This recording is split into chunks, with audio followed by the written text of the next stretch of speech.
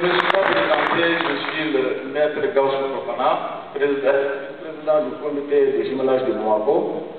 Donc, monsieur le maire Adama Sangaré, que je salue ici, est le président statutaire.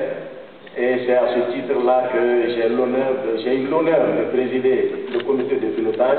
Et c'est ce qui me vaut d'être également le modérateur côté Bamako de la présente journée. Merci. Merci beaucoup.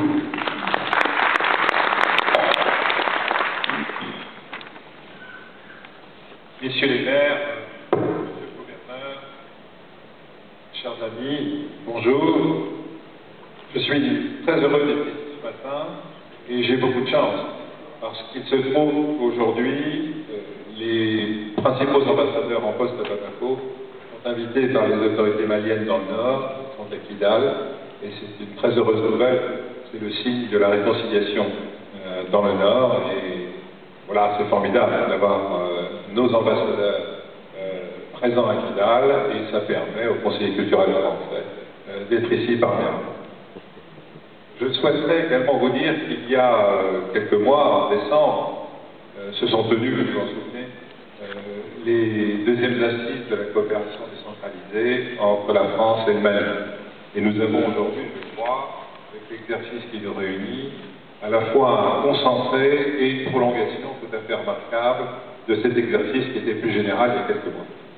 Alors un concentré et une prolongation par l'ampleur des échanges, par le nombre des domaines concernés, j'en cite très simplement 4, et que l'on pardonne, parce que je vais effectivement être très synthétique, et il y a beaucoup d'autres secteurs, mais pour nous il est intéressant de relever la qualité et l'importance, par exemple, de ce qui se fait dans le domaine de la santé, entre le CHU d'Angers et Bamako. C'est tout à fait exemplaire.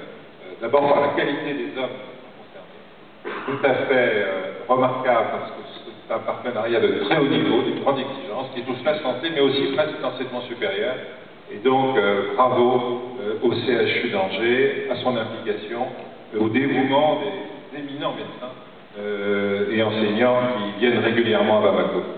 Le secteur de la culture, ce que fait Angers dans le domaine de la lecture publique, à la fois en attribuant des ouvrages, en formant des bibliothécaires, mais aussi en accueillant la culture malienne en France, en accueillant des jeunes écrivains, est vraiment fondamental. Nous avons besoin d'une manière générale de la coopération décentralisée pour l'accueil de la culture malienne en France. Celle-ci a besoin de se déplacer, les artistes ont besoin de se déplacer, et que vous soyez si ouverts à cette culture est pour nous vraiment une chance et une source d'inspiration.